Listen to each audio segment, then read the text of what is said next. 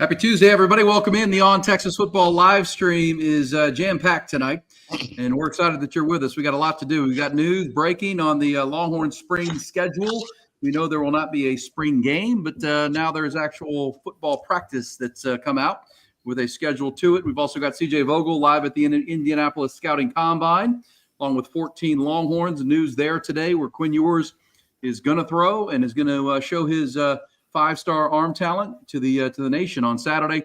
We'll dive into the combine and the Longhorns making their way at Indianapolis. Rod Babers is here. We'll talk about Dwayne Akina, the newest coaching hire for the Texas Longhorns, and there's Jeff Howe to just organize all of it for us, and we're excited about it with you. We'll take your super chats and conversation throughout the course of an hour plus here on the On Texas Football live stream.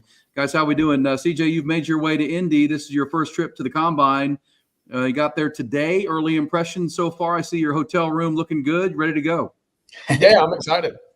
Surprisingly not as cold as I thought. Brought the big jacket out once again. It's about 55, 56 outside. So didn't need that, but I'm excited for the week. The city kind of just revolves around the combine. It looks like kind of walked around downtown today. So I'm excited for it. We'll hear from Barron Sorrell, Vernon Broughton, Alfred Collins tomorrow morning.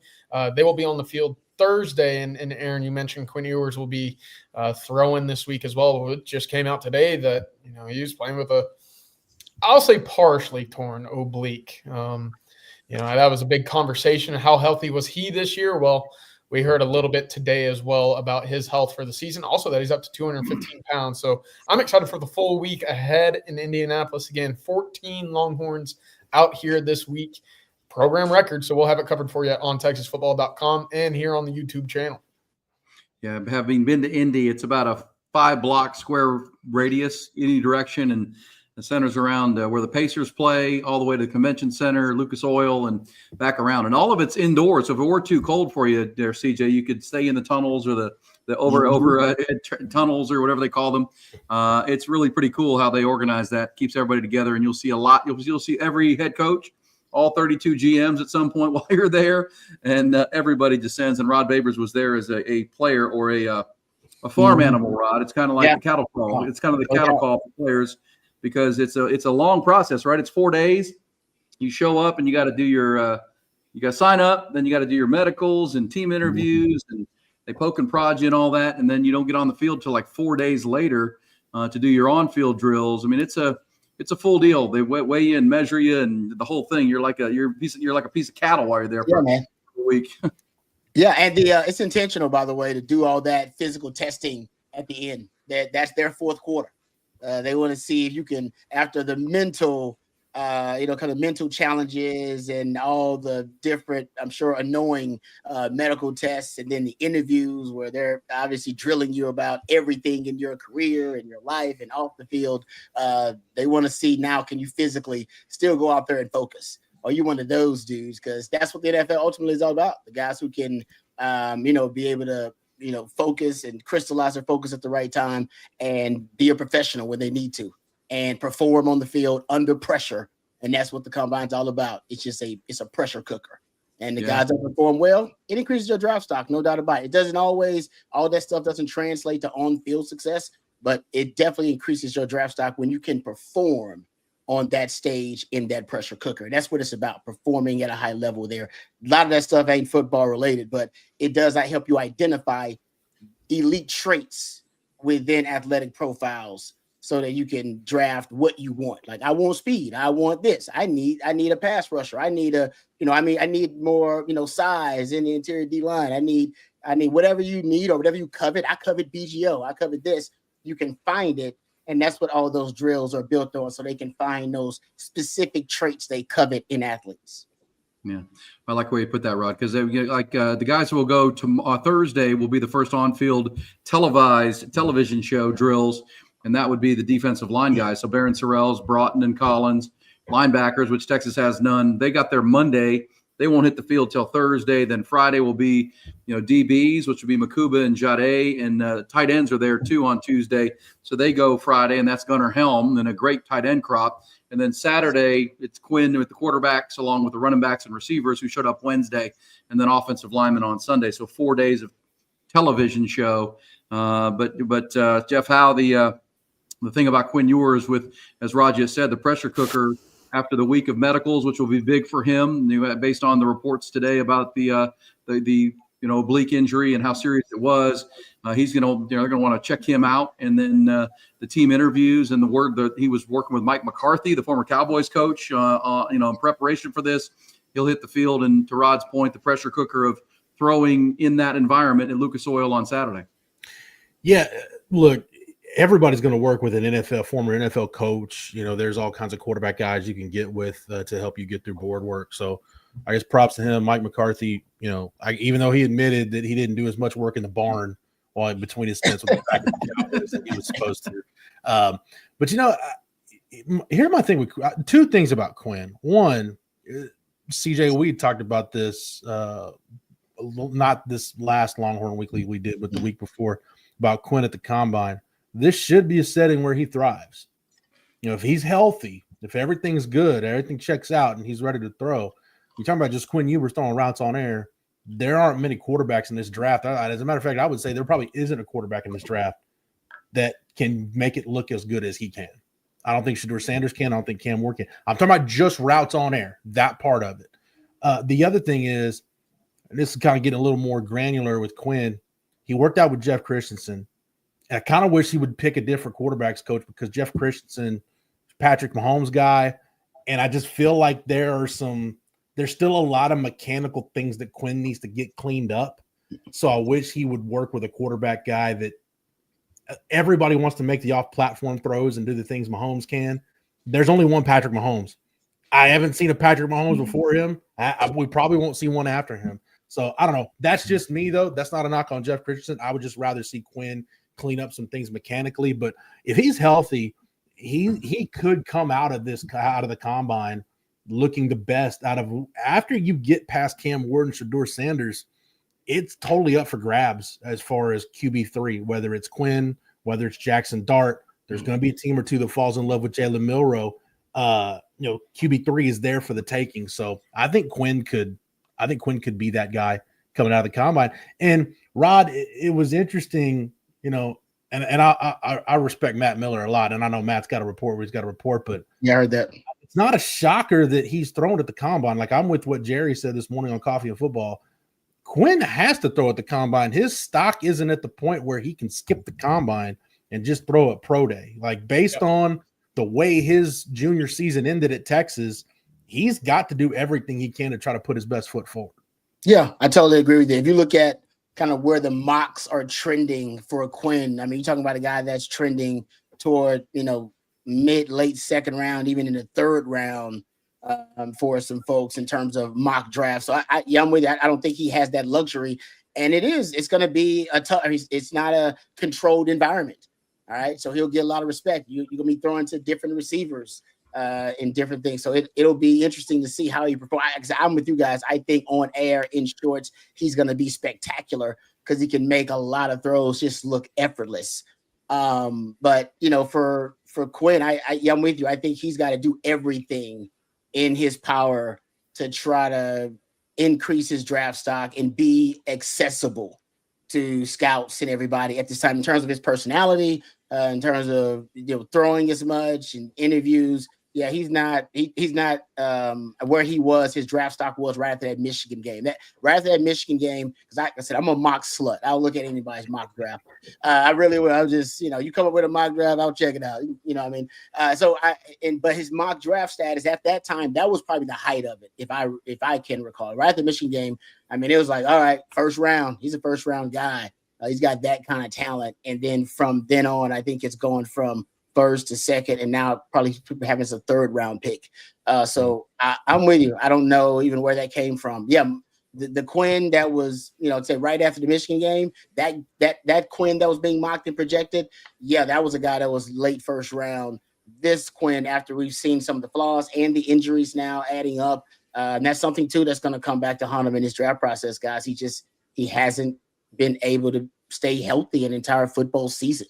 It's just hadn't happened in at Texas, and even going back to some of his time in high school. That's going to also be a concern. Something, a data point that'll drop some of his draft stock too. CJ, you were at the pro day last year, right? When Quinn threw. Yeah. like, whether it was the Colts had their coaching staff there, their whole coaching staff, D'Amico Ryans and the Texans staff were there. Mike McDaniel was there. Brian Schottenheimer, who's now the head coach of the Cowboys, was there. And Quinn turned heads. Like, everybody liked what they saw. Everybody was really intrigued to see what Quinn was going to do as a junior, not just because of the season he had, but they got a glimpse of what a healthy Quinn Ewers looks like throwing the ball on air. And it's awesome. Like, he's going to, like you said, Rod, he's going to make throws that not a lot of other quarterbacks are going to make. So it's just, I think he's got a chance to get himself into that second round mix. As crazy as that might sound, considering like where his stock has been, I think if he can leave Indianapolis putting on the kind of show that I think he can, he'll be in that driver's seat to be QB3 come April. Yeah, that's the goal. I think. I agree on that. Oh, my bad, Aaron. If I can just real quick, coming out of that pro day, I think he went like 26 of 27 on throws. Really, the only ball that hit the ground was a corner throw from the opposite hash. But you sit there and you say, okay, clean day all the way through. You didn't see many combine guys a year ago, and it was a loaded QB class. Go 29 of 30 or whatever it was in those throwing sessions. So I'm with it. I don't see Quinn starting year one in the NFL. I don't think that was ever really the plan, considering how his body has changed so much and he's been injured so often during college. So I think it makes all the sense in the world. If you're a team at the top of the NFL right now, you got an aging quarterback, Rams, right? It makes a lot of sense to go out there and say, okay, we got to get a quarterback. Let's get him in the system, try to bulk him up, get him to 215, 220, north of 220, because that arm isn't going to go anywhere at all. And again, to this point, folks are going to fall in love with the arm that they see because every throw looks effortless. That's always been the best adjective to describe Quinn's throwing ability. So I'm all for it. I think this is now the time, as we are now combine week, buy low, buy low, buy low. And of course, I think by the time that, the pro day comes rolling around in Austin, you'll start sitting there saying, oh, it's a little bit better spot than it was back in Indianapolis. Quinn could look good enough to where if the late Al Davis was still alive, he'd be a Raider, no doubt. Quinn starts really throwing bombs. Yeah. Well, Quinn throwing bombs. Well, and again, he didn't throw a lot of bombs this year, but I'm sure his deep ball was pretty bad, and we charted that. But he's going to talk about, and his agent's going to talk to people about the oblique, and couldn't really rip it and step into the throws like he wanted to, and the whole bit. And he'll get to show that on Saturday. Throwing on air is the key for him because he's going to look really, really good. And CJ, you already have a question for him because the other narrative that his camp is going to push is look at the tape when he's healthy. Look at the tape when he's healthy, as you guys just said. Look at when he helped his guys at the combine, and Xavier Worthy and AD Mitchell and all the guys last year ahead of the draft, and the Michigan game and the Alabama game and all the games where he was healthy, he played his best football. You have a question about hey Quinn, how many games did you play where you were 100% healthy? That's a fair question, and that's a red flag on one side, but at the same time, look at the tape when I was where I wanted to be. Yeah, it might certainly be a red flag for the NFL's perspective, but I think for Texas fans, I think that there's some clarity maybe that you'd want to get out of it, right? You saw the highs, but you saw the lows, and there's a lot of rockiness in between, and I think for a lot of folks, you could sit there and say, okay, Quinn did well, right? Back-to-back Final Fours in his final 2 years as a starter. But also, I don't know if this past year specifically kind of lived up to the hype that we were expecting, especially after week 2 at Michigan. So I'm eager to hear from him first and foremost. I know that's going to be a question that is talked about this week, especially with his health and that report that came out this morning. So I'm looking forward to it. But also, you're able to fight off an Arch Manning behind you. You're able to play injured for – who knows, about 75% is kind of the guess that I would throw out there in terms of his overall, volume of work that was fully healthy. I'd say he was probably dinged up 75% of his career snaps at Texas. But I want to hear from him because I think that'll go a long way into one way or the other, kind of tilting the scales on how to look back at Quinn's career and say, oh, okay, this makes sense why X, Y, or Z happened for him in Austin. Yeah. Well, and it's also going to lead Jeff Howe to our conversations with our audience and viewers about, as Tom Pelissaro of the NFL Network reported this morning, but indeed was a oblique tear, or whether that was partial or whatever. Did Sark not use Arch Manning enough? Should they have let him rest further into the Oklahoma game, or was Arch not ready? I mean, all those conversations are going to come back, but that's water under the bridge. But you know how fans are, and the conversation of did we use Arch enough if he indeed was that injured? Everybody's got their side to this this quarterback conversation when it comes to Texas football. I think the frustrating thing for me with Quinn was when it looked like he was getting about as healthy as he was going to be. Because I remember, I heard Matt Ryan and a couple other guys, pro quarterbacks that had dealt with the oblique when the injury happened and said, hey, when's he going to recover? Like, he's not. It's going to bother him all year. It's going to linger all year. I mean, Matt Ryan talked about a year he had no oblique early in the season, said it never let up. He wasn't healthy. He didn't get a chance to get fully healthy until the season was over. So kind of knew it was going to linger, but that Florida game, man, he looked so good in that Florida game. And then, Kentucky to have that ankle injury, early in the first half of the Kentucky game, and then that slowed him down. And it just seemed like right when to me, there's a lot of parallels that I draw between, and look, granted, you can go to, there's a lot of differences too, but the trajectory to me of Quinn Ewers at Texas is not all that different from the trajectory of Chris Sims at Texas. When it looked good, man, it looked like top of the first round kind of good.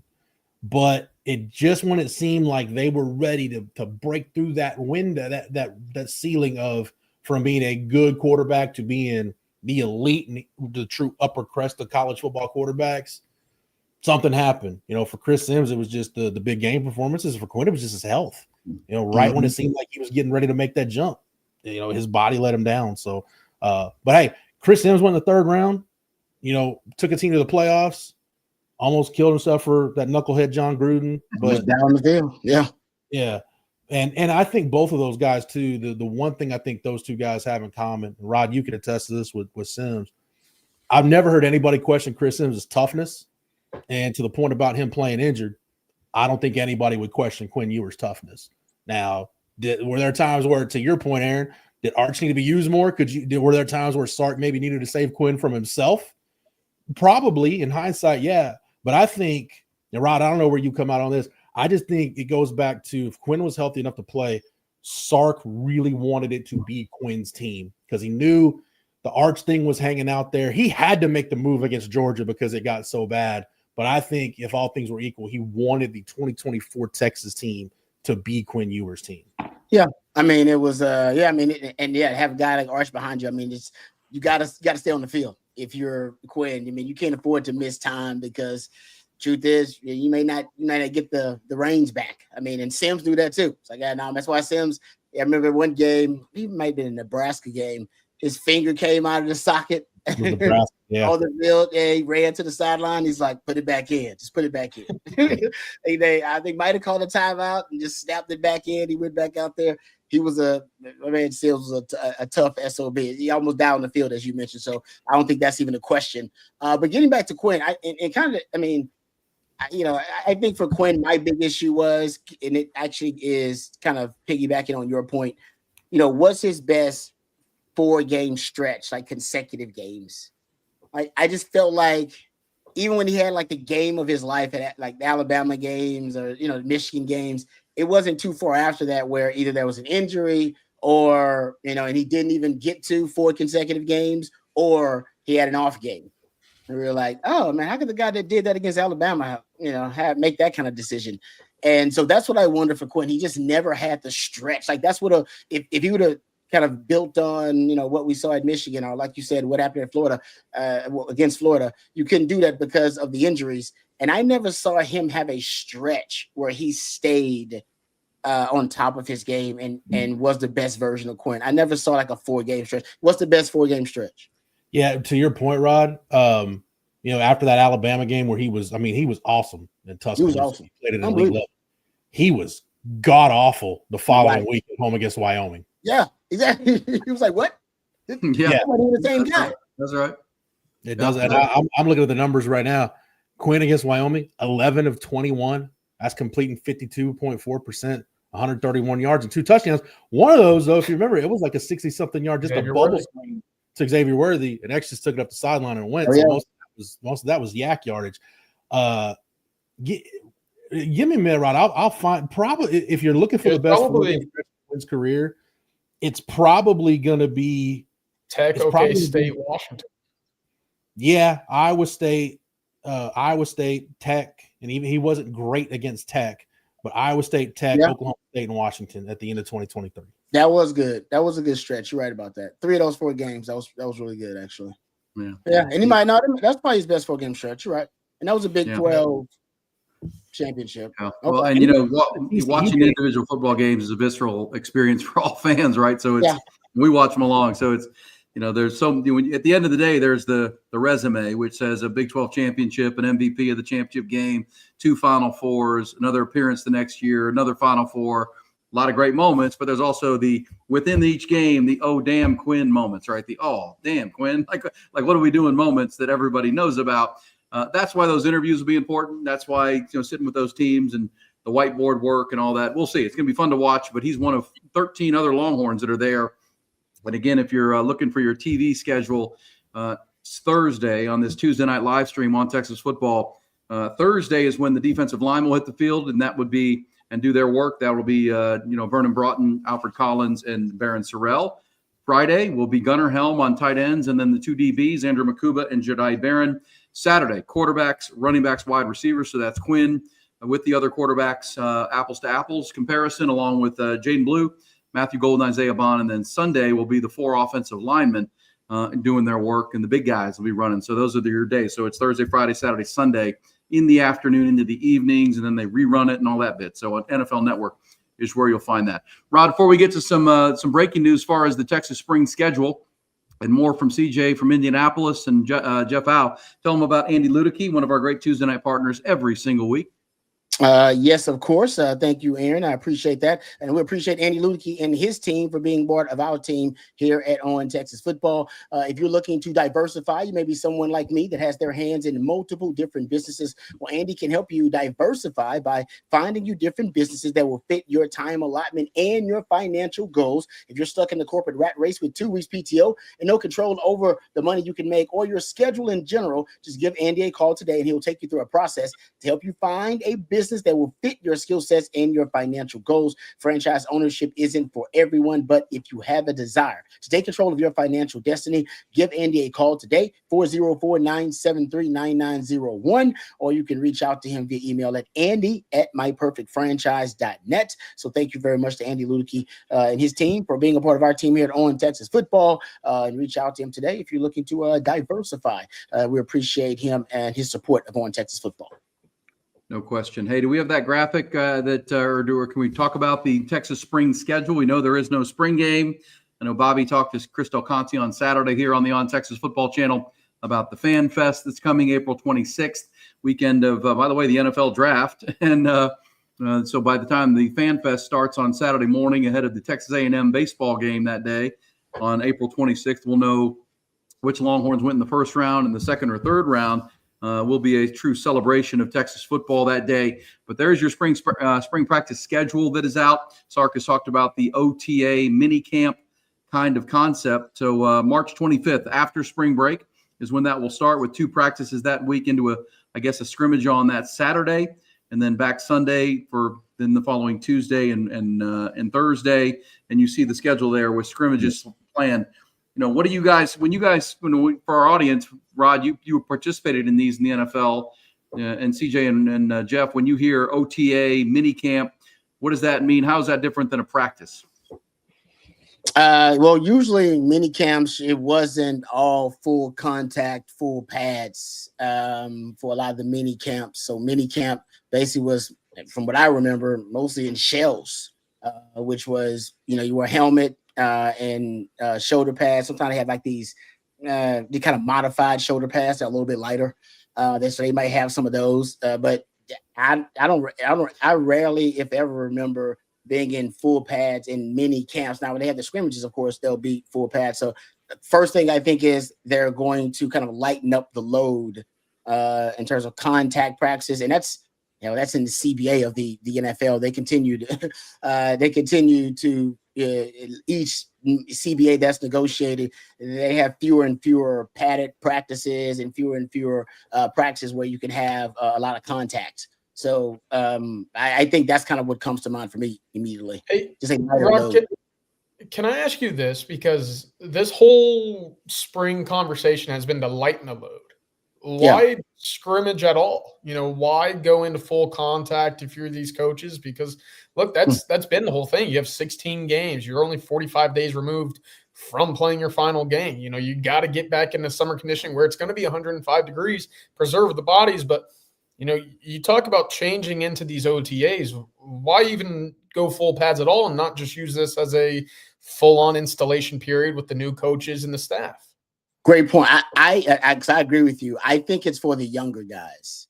I think it's for I think they'll have on their roster, the board, they'll have guys that they consider proven commodities. And they'll have guys they need to see something from. They need to see them advance and take some steps this spring. And so I think it's to give some of the younger guys an opportunity to get acclimated to the physicality of it and see a lot from them. So I think you're right. I think they still will lighten the load of the guys who they expect to contribute a lot this season. Those guys are like, I think this spring is going to be about, honestly, the guys that they kind of expect to be in kind of the red shirt conversation, or some of the guys who were red shirted last season and they want them to take a kind of a step. So I think it kind of reminds me of some of the bowl practices back in the day. How they would happen in the bowl practices. Oftentimes the older guys, we wouldn't get that much real work in terms of full contact padded practices. When they would do team drill, they put the younger guys out there during the bowl sessions, and they would give us the older guys kind of a lighter load. And I remember being that young guy when I went to my first bowl game and bowl practices. So I think that's maybe what it is. I don't know for sure, but that's what I can think of, because I agree with you. I think that's the whole point. They do want to lighten low because they expect to be playing later in the season, and they expect the seasons to be longer and obviously a lot more. They're gonna be a lot more physical throughout the season, and I think that ultimately the NFL approach is what Sark wants to do. He wants to go to that, which is fewer contact, full padded practices. Period. Yeah. I think about it, when I think of OTAs, I think of a lot of teaching, slowing it down a little bit. To Rod's point, and I'll piggyback off what Rod and CJ both just said. A guy like Anthony Hill, right? Anthony Hill can get in his work with installs, maybe get a little 7-on-7. Anthony Hill doesn't need to be full contact scrimmaging in the spring. There's no need for it. Colin Simmons, maybe, because he is a true sophomore, maybe a little bit, get him, I don't know, 10 plays, however much he needs to get a little lather, and then get him out of there.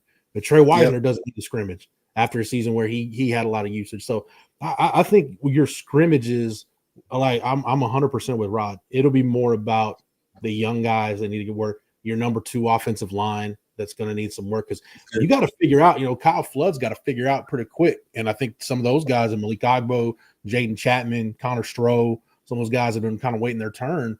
Some of those guys want to figure out, hey, do I need to hop in the portal after spring ball and look to play somewhere else? So you've still got some competition that needs to get sorted out. I think for, guys like Josiah Sharma, Myron Charles, spring's going to be great because they're going to get all the work they can handle. Some of those young defensive backs too, going to get a lot of work. So I think you'll see some of your higher usage guys, especially your running backs, linebackers, defensive linemen, offensive linemen, guys like a DJ Campbell. What does DJ Campbell really need to work on in a full contact situation? He doesn't need to be doing 100-play scrimmage. I know that much, because as much as he's played the last 2 years. So it's at the risk of repeating myself, I'm 100% with Rod. It's going to be about the young guys. Yeah, and Rod, when Sark told Kay Adams last week, 30 games in 2 years. I mean, when you were playing, you'd have been 3 years to get 30 games under your belt, and that's 30 games of. With full week of practice, you're trying to be physical in practice, you're ready for the game. That's a lot of wear and tear on a body, and that's why the NFL does it the way they do, that it's a longer season. It's more stress on a body. It's more physicality. There's a point of fact there. The 30 games in 2 seasons is a lot for a college athlete. And let's be honest now, guys. They're worth a whole lot more money. And they're going to start revenue sharing. You know what I mean? They start paying them directly. Hey, of course, college football has been a multi-billion-dollar business for a while now, and a huge, kind of part of the sports industrial complex. But now, with, like you said, revenue sharing and NIL, There's a lot of investment individually in some of these stars that we're talking about. I mean, so I think that's also a big part of it. It's like, listen, at this, just like the NFL, it's like, hey, I need the money. I need to see the money perform when it's money time. All right, when when the lights are on, when it matters. Spring football, you know what I mean, and even practices, they need to get the work in, but you do not want to see big money guys going down in practice. That's the rule in the NFL. You don't want to see. That's why you don't want to be hitting those guys in the NFL. They'll straight up tell you, hey, you can stay away from that. You can stay away from him. You need to go around and act like you was going to swat the ball, but you need to get away from his legs and get away from that dude. All right. Unless you're worth as much money as him. I wasn't, so I understood the drill. All right. And same thing, I think, at the college level. That's always been the case for quarterbacks just because of how valuable they are. But now I think that's the case for a lot of guys across the board, man. You got some guys worth $500,000, $1 million out there. I think that call will come from on high. Hey, he don't need to get no work. He's good. So I think that's a big part of it too. I mean, that's an uncomfortable conversation, but a real one. That's how you end up with one of those red flags in your locker the next day for OTAs, Rod. So I don't know what the equivalent is down here in Austin. I'm sure it might just be carrying the book bag of whoever it is that you might have been touching a little bit too much. But hey, you don't want to be in that position. Yeah. Because Rod, you lived that. You were the leader at Texas, and you get the NFL and protect the stars. And Rod Beanie needs to run around and throw his body everywhere. Exactly. That's what the preseason was for me. They for the big money. And I think now this is kind of the same mindset. Spring is now, I think, for a different caliber players on the roster in terms of the hierarchy, in terms of the guys who are going to contribute. And I think that ultimately is going to be more and more common. That's going to be the common. And I think, gosh, even last spring's spring game, the orange-white scrimmage, it was almost like an NFL preseason game. Quinn hardly played, and Kelvin Banks didn't play, and Trey Moore, all the top guys didn't play. It's like a preseason game in the NFL. But and again, you don't want to televise that and show all those 21 freshmen, those young bucks. They don't need to be on television. We don't need that at all. That makes no sense to anybody. I don't need anybody to be checking those guys out. Jeff, go ahead. Yeah, I think too. The other thing, and I'll relate it to a baseball term because it just kind of helps me put it into perspective. When you talk about a guy's pitch count, you may wonder he's getting up there, but how many of those pitches are high stress pitches, right? How many of it's with runners on base, runners in scoring position? That's when really the wear and tear on a pitcher adds up. It's not just that this team played 16 games. Go look at the 4 games after the 12-game regular season was over. That's a second game against Georgia in the SEC championship, a CFP game against Clemson, a bowl game against Arizona State, the Big 12 champion, and then another game again. Your 4th game was against Ohio State. So those are, if there is such a thing as high stress, every rep in football is high stress. But Rod, every one of those snaps that was played in those 4 games was a high leverage snap. So it's not like, hey, maybe if I'm on the backside of this, I can take a play off. No, because that might be the one play that gets you beat, that costs you a champion. So the sense of, I think for the mental too, the kind of your nervous system, because the sense of urgency is so heightened in the postseason. I think it's just good for everybody to decompress a little bit. I like that. It's good stuff.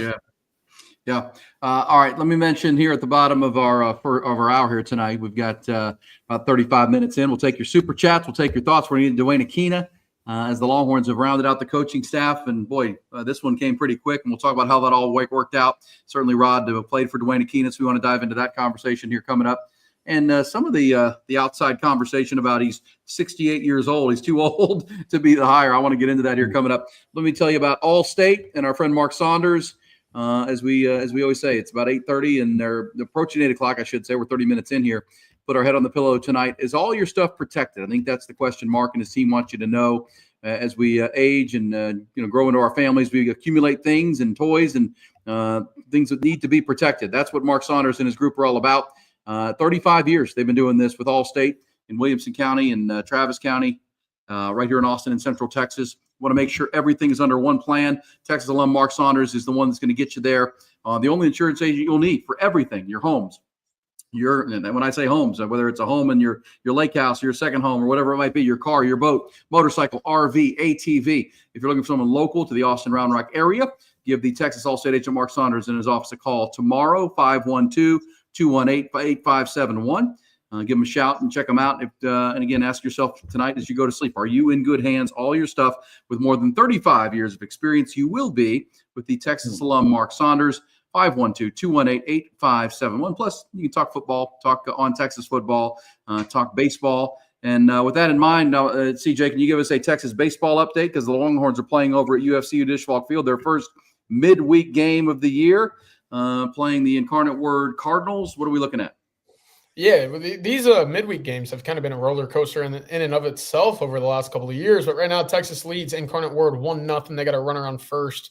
It's at the bottom of the fifth right now. Max Ballou is up to bat as well. I wanted to mention that, of course, Adrian Rodriguez drove in the only run of the game at the moment. Top of the order is up for Texas, but also in the state, again, I mentioned kind of a roller coaster for these midweek games. Texas State and David Pierce looking to get a little revenge on Texas A&M. Texas State's up 7-2. How about that on the number one Aggies? So how about that start to the season? I know Cal Poly just got a dub in College Station. Now David Pierce trying to get a get-back game for him after ending the season and his Texas career in College Station last year as well. So we'll keep you updated on the Texas score as well. Max Ballou just grounded out to third, and Ethan Mendoza is now at second base with 2 outs in the bottom of the fifth. But Texas leads Incarnate Word 1-0 currently at the moment. Beautiful. Folks who weren't following it, David Pierce landed as Steve Trout's top assistant at Texas State and staying in the area, didn't have to move and helping that. That Texas State program is off to a great start, and they beat Oklahoma State last Tuesday up in Globe Life. They won that ball game 4-2, and now have the Aggies down. And I was told that Texas State team is really a good ball club and showing it early on this year down in San Marcos. CJ, real quick, how did Jason Flores look? Jason Flores, of course, this is one of those top recruits, freshman. They're going to work him in on those Tuesday games. Kid that comes out of Garland, Naaman Smith High, big time prospect. And how did he look? He got his first career start, and obviously 1-0 would tell you went pretty good. Yeah, I'll defer to Jeff here. I know he's been keeping up with it as well, but 3 innings pitched, 1 over the minimum. I don't think you can take much more than that. It's pretty darn good. Yeah, I thought initially he was going to be in a relief role, and I think we'll see what happens with the Sunday role with Cade being in there if they change that up. But I think Tuesday it's just to get Jason Flores some experience, some innings. Because look, if you're going to make a run to Omaha, first off, if you're going to get through an SEC schedule and you're going to make a run in the postseason, it's all hands on deck as far as your arms go. So whether it's Cade Being or Jason Flores, Dylan Volantis, who we saw over the weekend in his kind of first extended outing, Max Grubbs, who is kind of working his way back from, they shut him down in the fall because he pitched so much last spring and last summer. You're going to need all those arms to get you critical outs in ball games. So, and Max Wiener is one of the best in the country in terms of managing a pitching staff. So I know Schloss is taking it easy, not trying to get too high and not trying to, I know some people have some issues already with the hitting, not trying to dwell too much on the negatives, just rack up wins, try to get better. For Schloss, it's all about making sure you're ready when SEC play starts because he knows what kind of a grinder that's going to be. If you looked at D1Baseball.com's top 25 that came out on Monday, there are 16 teams in the SEC. 11 of them are ranked in the top 25. Yeah, it's a grinder. Wow. It's a grinder. And the Jason Flores kids, for folks who don't follow baseball, in Garland there at Naaman Smith, he was 4 years on varsity. He was a state honoree 4 years in a row, big time prospect. So yeah, as you said, Jeff, work him in on a Tuesday night where he's getting experience against college hitters, learning how to deal with college hitters. And then as the year goes on, you may see him move into a bullpen role or more prominent role once he, gets his feet wet. He's got to let him, learn to deal with college hitters. And unfortunately, Mother Nature rained out the Houston game last Tuesday because that would have been a good lineup for him to go through a couple of times and see, because he needs as much of that as he can get if you're going to start inserting him on the weekends in critical moments.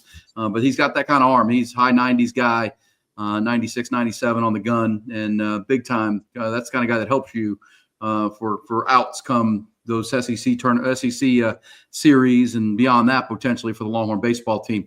Yeah, of the two, there are 2 freshmen in this class. Jason Flores and Drew Rarick are 2 guys that probably they were top 100, top 75 draft prospects. Probably should have been taken in somewhere in between, the first round of comp rounds or the second round. But you can thank NIL for this, man. Guys now have an incentive to come play college baseball and, get your school paid for. And NIL has changed the game for college baseball. So thank the Texas One Fund and everybody responsible for baseball NIL and getting Jason Flores and Drew Rarick to campus. CJ's seen some of these guys. It's a really, really good group of freshman pitchers. Like I said, with Volantis and Bryce Navarre, a couple guys we haven't even seen yet. So it's a really, really good freshman group of pitchers. Yeah, and they have, as you say, incentive, get my school paid for, make a little money, work with Jim Schlossnagle and Max Weiner, and it's a great opportunity. And you want to make those guys and get those guys ready for high leverage situations come conference play and beyond. All right, good stuff. We'll keep you posted on that score. 1-0 in the middle of that ball game over at UFCU Disch-Falk Field. The first good weather game there. I guess Sunday afternoon was not so bad, but the weather much better here in Central Texas this week. Hey, Rod, the hiring of Dwayne Aquina. And I would probably I don't know when you heard about that, or what was your thought when you first heard, or when did you first hear that this could be happening once we heard Terry Joseph was going to move to the New Orleans Saints early yesterday? I mean, every time there's been a vacancy in the defensive backfield at Texas, in terms of the coaching vacancy, I have thought about Coach Aquina. I'm sure a lot of Longhorn fans have. Right? So his name naturally came up, and now with the connections that he had with Johnny Nansen, the roots that he has here in Austin, so his name naturally came up all the time. I thought, honestly, that it wasn't going to happen because it hasn't happened, right? And I know Coach Aquina has been trying to get back, to Texas. I think he has a this sentimental connection to a few places. That's why he's only been to like 4 stops in his 40-something year college coaching career. He's been to 4 stops.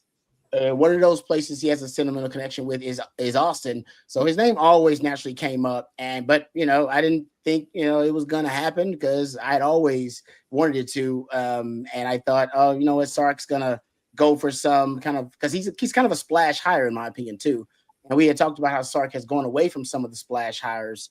And, he had kind of gone with who he thought was most compatible with the staff. And I thought Coach Aquina would be compatible. But the truth is, I had thought it kind of been a part of a pipe dream for me because I'd been, hoping for it and putting it out there and speaking about it probably for the last, 5-6 years, anytime there's a vacancy in the defensive backfield. So I'm happy that it happened. I think it's going to be a fantastic match. I think he's going to be great for the guys. I think he's going to be really compatible with not only the culture of the coaching staff, but with the guys they are recruiting in terms of the techniques and his mentality and his ideology about coaching defensive backs, the versatility. I was just talking to Adrian Phillips actually today, and Adrian was talking about Coach Aquina, and just like everybody, he's like, man, I owe Coach Aquina everything.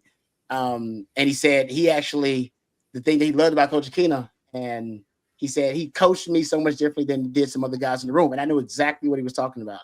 He said, Carrington Bindum was in the same room with me, and he would, coach Carrington Bindum in a way where, he would encourage him a lot. And every coaching critique would be with a compliment. You know what I mean? Just like, man, he'd say, always be pumping him up as he coached him, And he said he didn't do me like that. Coach King, when he coached me, he was like, he would call him out in front of everybody, and he was constantly like just getting on him, and there was no compliment with it. It was just constant, criticism. And he thought, man, coach is kind of dogging me. And Coach Aquina was dogging him. He was dogging him because he knew he thought that was the best way to bring out the dog in him. And he said, honestly, it's what I needed. I needed to be challenged, actually. And he said it helped him in his journey as an undrafted free agent in the NFL that Coach Aquina coached in the way. And they talked about it later. Like, yeah, I'm sorry I had to do that. But that's, I as a teacher, I have to, my teaching, whatever, philosophy toward every student is different. And I had to teach you in the best way to bring out the best version of you. And that was different than what I had to do with Carrington Bynum. Different what he had to do with Rod B. Different what, and I actually observed that too a few times with Coach Aquina. And that's one of his superpowers, is that he will find out, all right, this is what motivates you. You know, what does this specific person need? And so when he told that story today, it hit home for me, because that's one of the things that I think the guys are going to enjoy about Coach Aquina. He ain't going to coach everybody the exact same, but that's intentional. That's deliberate. That's part of the genius of Coach Aquina. Hey, Rod, I haven't gotten to talk to you since the hire was made.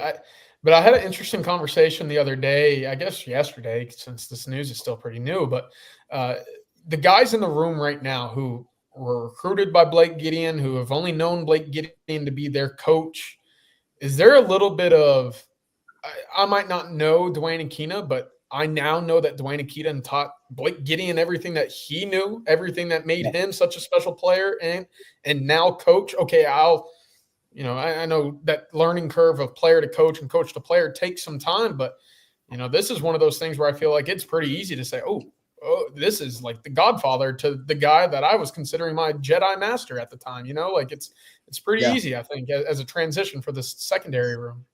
I totally agree, because in terms of the philosophy that he shares, right, and basically Blake Gideon coming from that Coach Aquina tree and seeing football the way Coach Aquina sees it. So I agree with you about that. I think him and Coach, with Coach Nansen being there, and I think Coach Nansen also, though they've worked together before, I think they kind of see football the same way. I love Coach Nansen's background. Coach Aquina's big on, versatility and position flex. That's something Sark has mentioned, and we know that look at the athletes he's recruiting in the back end. We know he wants more of those, positionless players with multiplicity in their skill set. And, Coach Aquina, I'm talking to, AP about it again, and he was like, one thing he loved about Coach Aquina is one of the things that actually helped him have a long NFL career was Coach Aquina believed in the 5 best DBs will see the field. I'm going to get to 5. It's like, I'm going to get my 5 best DBs out there, and it ain't going to always look the way you thought it was going to look. I experienced it my first year with Coach Aquina. The starting secondary was me, Quentin Jammer at corner. Quentin Jammer had moved from safety to corner, and it was Mod Brooks, who was a corner. They moved him to safety, and he was at safety, and Nathan Vasher, who came in as an athlete, and then they put him at nickel, and then they moved him to safety his first year as a true starter. And it was it was basically his mindset that to adapt to the air raid offense, you had to have nothing but coverage specialists on the field. But my coverage specialist better be able to tackle. Because if I just put all corners on the field, which he basically did, he just put all cornerbacks on the field. He had cornerbacks that could tackle, like Ahmad Brooks could tackle. Ahmad Brooks was like one of our leading tacklers. And Nathan Vasher, as y'all know, Nathan Vasher's small, but our corners were as big as our safeties. It didn't look right, but damn it if it wasn't genius. And I do think that's kind of where he may go with this secondary too. Who are my 5 best DBs? I'll find a way to get y'all on the field. Yeah. And that, I think that's another thing that Coach Aquina is really good at. And that's why Adrian Fields ended up playing corner, ended up playing safety and nickel. And then it got to the league, and that's why he stayed in the league, because he was a 5-2 DB. Well, and I think for folks who don't remember the air raid, when it was Mike Leach and the true air raid that Rod played against, that's all they did. They'd spread you out and they look for the mismatch. Again, where we're going here, because that guy can't cover my receiver. And so put 4 really good cover players on the field and neutralize that was the Aquina plan. How do you think that goes, Rod, with because we know he's got a relationship with Johnny Nansen. That'll be a pretty easy deal. PK has been around so many coordinators, and he and Nansen already worked together. What about Mark Orfrey, the new cornerbacks coach coming in? I mean, it seems like he's got a high regard for man defense and man-to-man, press man, coming with Alabama to Rutgers. And you said to me this morning that you feel like they're going to more man defense, pressure coverage. Sark wants to. You kind of feel like that's the plan with this group of athletes that can, they played so much zone last year based on personnel, but maybe more man coverage, especially against the best teams on their schedule. Yeah, I don't think it's going to be, I don't think it's going to be the majority of their coverage is going to be man-to-man, but I think they'll play more man-to-man than they did last year, and probably more. They're going to try to play more than they have since PK and Sark have been here. I think that is the goal. Sark said that 2 years ago at the Alamo Bowl. Like, that ultimately is our goal, to play more aggressive man coverage, and they haven't done it. And I'm trying to think of ways that they can evolve the defense, and that's really the only way you can evolve the coverage going forward. And look at the athletes they're recruiting now. All these guys are long, rangy athletes. I think they want more guys with more wingspan, more arm length, more size, speed, of course, so that they can play more aggressive man coverage. And the coaches they're bringing in now, if you look at Mark Orfe at Rutgers, they played man coverage at top 25 rate in the Power 5. They play a lot of press man coverage. So that's a technique that he is used to teaching and teaching very well, by the way. Jerry points out they'll have their third corner drafted, third year in a row. They'll have a defensive back drafted, which for Rutgers has got to be damn good. And then I looked up Kenoto Hudson, and Kenoto Hudson, some of the places that he's been recently as a defensive backs coach, they also are one of the highest rates of man coverage. The defensive coordinators that he was under, they also played and they actually called a lot and utilized a lot of man coverage techniques. So it's just a theory right now, but it still holds, because look at Coach Aquino last year's defensive coordinator of Arizona. They played man coverage at a top 80 percentile in the country. They played a lot of single high cover 3. That fits the Nansen model, if you will, of him coming in and his influence on the defense.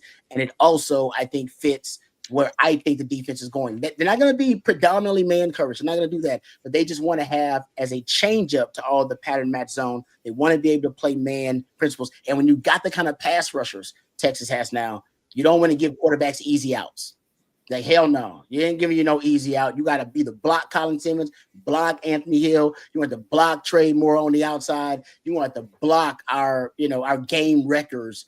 And we ain't going to give you the easy, out with a, kind of quick game hot route. We're not going to do that. We're going to take those guys away with some press man, and we're going to force you and your guys to have to block us to beat us. And there ain't a lot of teams in the country that can do that.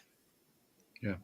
Hey, we saw Georgia do that to Texas this year. we're not giving you those quick ones. Yeah, you're gonna have to block Jalen Walker. You better if you can't block Jalen Walker or Michael Williams, you're gonna eat the ball. That's just the way that's gonna work.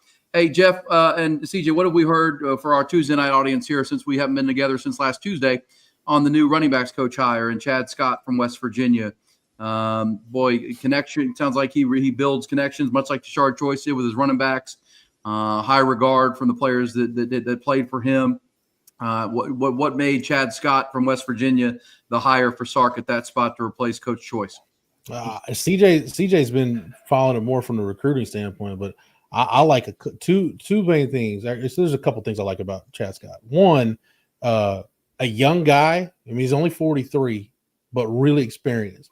He was 26 when he got his first D1 coaching job as a running backs coach at Troy. Two, I like the fact that he's been with Neil Brown so much, and Neil Brown has a really diverse run game. And I think this is going to need to be one of those years where you kind of mix it up. I don't know if you can be primarily an outside zone dominant team running the football, because your offensive line hasn't played together that much. So you need the diverse run game. And Chad Scott's been, Neil Brown called his own plays, but Chad Scott was the offensive coordinator at West Virginia. So he knows what a diverse run game looks like and how to implement it. And the third thing is not only his recruiting ties in the state of Florida, which he's primarily worked. I mean, he's from Lakeland, so he's primarily worked that I-4 corridor from Tampa to Orlando all the way up to Daytona Beach. That's been his area, but he's recruited all over Florida. But even getting Texas into the Carolinas, the Carolinas is that's an area where if you know where you're going, Jerry and I talked about this today on the recruiting breakdown.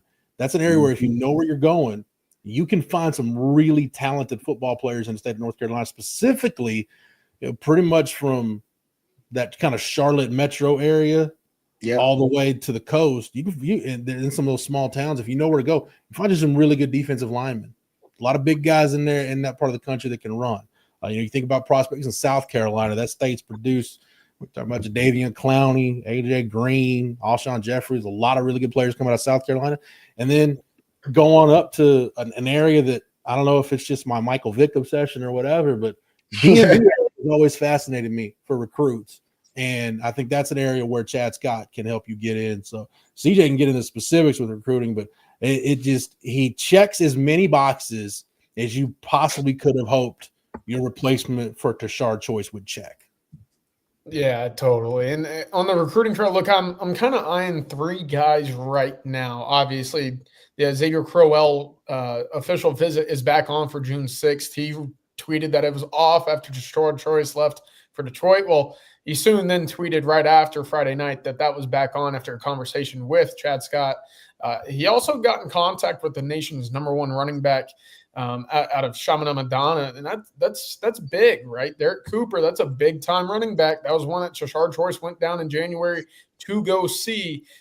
Again, you got to get him on campus in the spring. You got to show him the ropes a little bit, but I would expect an official visit in June to come about in that recruitment at some point if he's able to get on campus in the spring. And of course, Javian Osborne, who tweeted out that he did not have an official visit to Texas any longer. He had about 5 scheduled otherwise, but there is a date, June 13th, that is left open by him. Texas has been in contact. That is the place. That is the time in which I believe Texas will be hosting him for an official visit. It's all about just feeling more and more like you are, getting acclimated to Chad Scott and what he does. But again, to your point, Jeff, young guy, energetic guy, has known the ropes and he's produced some pretty talented running backs at West Virginia. I'm pretty excited to see what more he can do, because once you get to Texas, your acclaim, your prestige as a coach, it's magnified. You're not necessarily a slam dunk hire right away. Akina obviously is, because he's been around forever. But, some of these other guys, Mark Orfe, very much the same. Sarkisian's good at identifying these type of guys to come in, and in 2 or 3 years' time, you say, dang, we really can't lose this guy. But that's all a part of trusting the hire, trusting the process with Sark as his assistant coaches. I'm all for it. And then Chad Scott can handle some adversity. The guy worked for Tommy Tuberville for 3 years. If you spend more than 5 minutes around that guy, you'll feel like you need a shower. So props to Chad Scott for stomaching Senator Tuberville for as long as he did. Wow. Tuberville. Wow. That's well said. Hey, Rod, before we get back into I'm a huge Tommy Tuberville fan. Man. Hey, who's not? You know what I mean? The story about him abandoning the recruiting dinner. That is still the wildest. That's a great of story. all the wild recruiting stories I've ever heard, Rod. That's #1. Who does that? Leave in the middle of a recruiting dinner to go take another job. Did you pick? I haven't heard one that's topped that yet. Perfect for politics. That's an all-timer. That's when we knew he was a politician right there. It was like, damn, that guy should get into politics right there. Now he's the senator from the great state of Alabama. Damn hey, right. Rod, tell them about Andy Ludicky one more time before we get a couple more wrap-up topics. If you got any super chats or chats questions you have for us, let us know. Our On Texas Football Tuesday stream is happy to hear from you. CJ Vogel live in Indianapolis, Jeff Howe, Rod Babers. Rod, tell them about Andy Ludicky, though. Yes, sir. If you're looking to diversify, you may be someone like me that has their hands in different businesses. Well, Andy can help you diversify by finding you different businesses that will fit your time alignment and also your financial goals. If you've been stuck in the corporate rat race with 2 weeks PTO, no control over the money you can make or your schedule in general, don't worry. Just call Andy today. He'll take you through a process that'll help you find different businesses that will fit your skill sets and your financial goals. He understands that franchise ownership isn't for everyone, but if you have a desire to take control of your financial destiny, give Andy a call today. You see the number right there on the screen, 404-973-9901. That's 404-973-9901. Or you can reach out to him via email at andy@myperfectfranchise.net. That's andy@myperfectfranchise.net. And we appreciate Andy Ludicky and his team for being a part of our team here at On Texas Football, and thank him as well for all his support here of On Texas Football. All right, CJ, what's your game plan tomorrow? Your first trip into Indianapolis for the Combine. You arrive today. You'll head over to the massive convention center in Lucas Oil tomorrow. What's the game plan? There'll be interviews. There'll be a lot. It's a head spinning situation, but what's your strategy tomorrow? Well, that's strategy number 1 is to keep the head on right. I'm going in pretty open-eyed, but Barron Sorrell, Alfred Collins, Vernon Broughton, the 3 Longhorns will be speaking with the media tomorrow morning. So we'll have that covered here on the YouTube channel. Hopefully we'll get some ideas, some questions in for the rest of the week based off of tomorrow. But really looking forward to hearing from them, of course, what's new and in the sense since the season ended, what they can kind of attribute Coach Baker for, and stuff along the lines of that for their development. But beyond that, and Aaron, I'm sure for coming out here, there's NFL coaches and GMs that are speaking throughout the entire week. I'll go sit in and see if anyone name drops a Texas guy or two. So that'll be fun, and everything will be covered at ontexasfootball.com as well. But starts early morning with the defensive linemen and all the way in through Sunday. Yeah, I leave Saturday night, but Sunday will be the offensive linemen out there running. Texas got 4 of them. Yeah, Texas with 4 offensive linemen.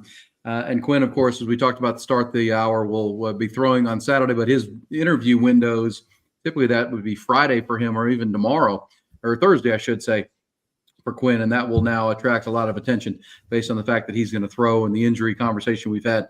Hey, to wrap things up, Jeff, real quick on the defensive linemen doing their interviews tomorrow, then workouts Thursday on TV. I mean, Vernon Broughton, Sark talked about him last week with Kay Adams. You've seen him since he was in Bastrop coming out, and, Alfred Collins, Vernon Broughton, Barron Sorrell.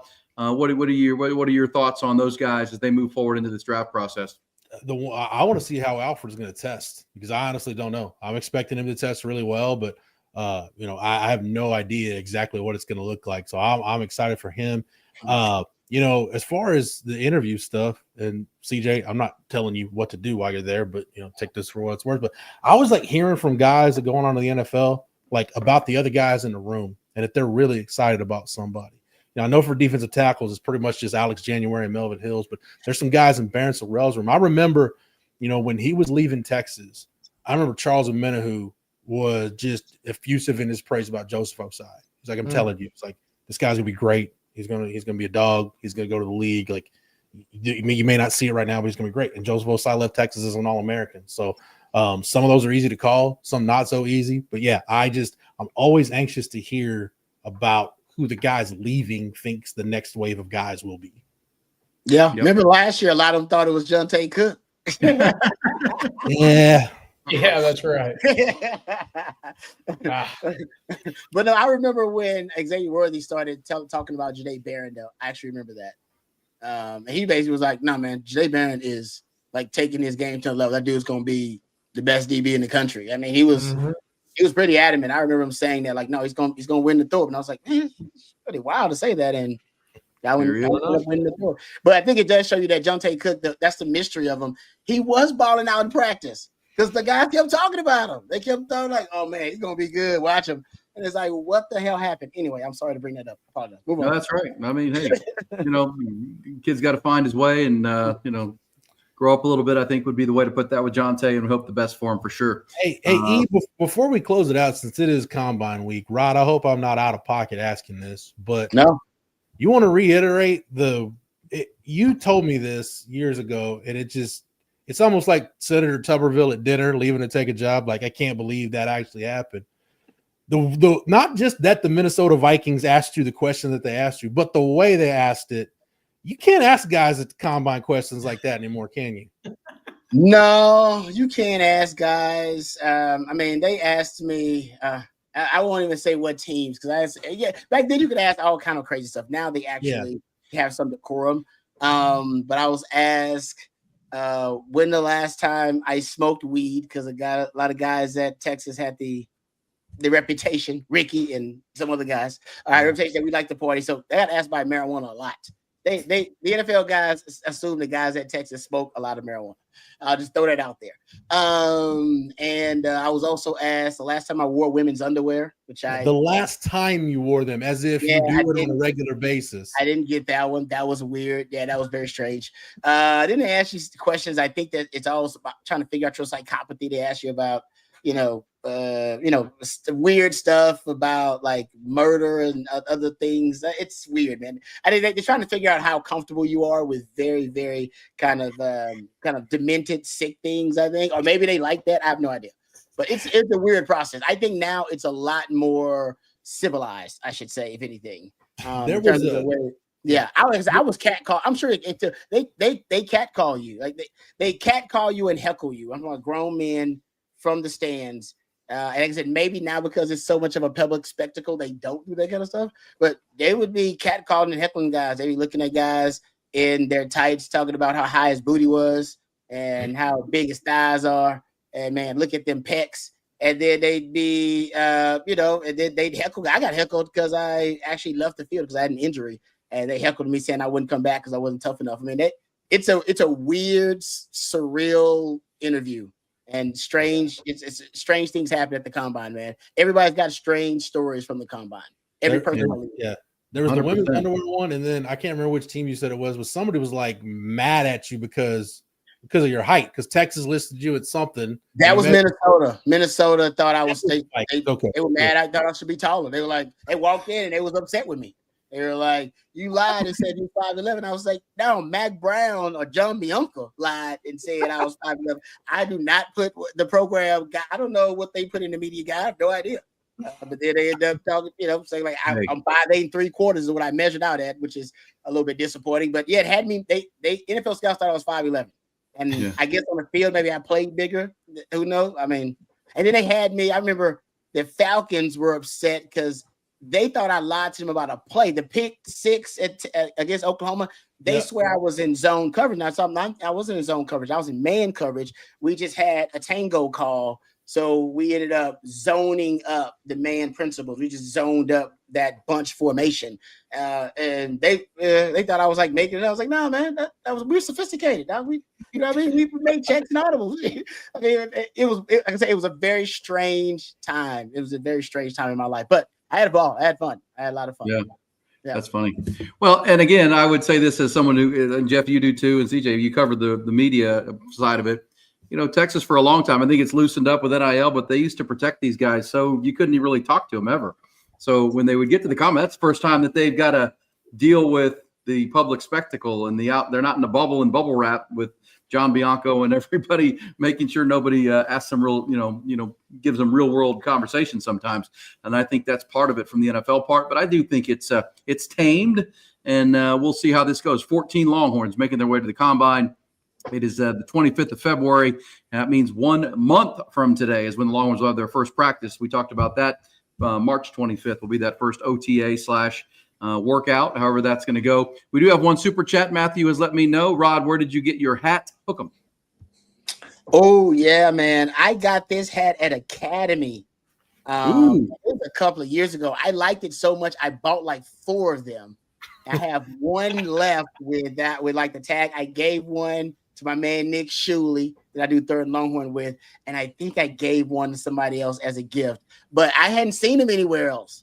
So I bought a bunch, and I still can't find them anywhere else. I found them at Academy, and I bought a bunch of them, and I go back during football season or sometimes in off season to see if they have it, and they don't. So I'm sorry. I don't know where they are. I still haven't seen them anywhere. CJ collects hats. Have you seen his hat anywhere, CJ? I haven't seen it. I've not. I know. Like I said, that's black on black.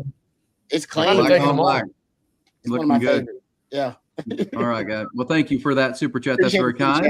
All right, guys. Well, thank you to Mark Saunders and the team at Allstate. Thank you to Andy Ludicky, and thank you to you guys. And CJ, enjoy Indianapolis. Get over to St. Elmo Steakhouse and get you a steak and some shrimp cocktail at some point. That rotating bar, you'll like that a lot, and have fun there. Guys, it's going to be a fun week, and we look forward to it. Last week of February, and we'll be back next Tuesday. Appreciate you guys. Everybody have a great night. Thank you, Matthew.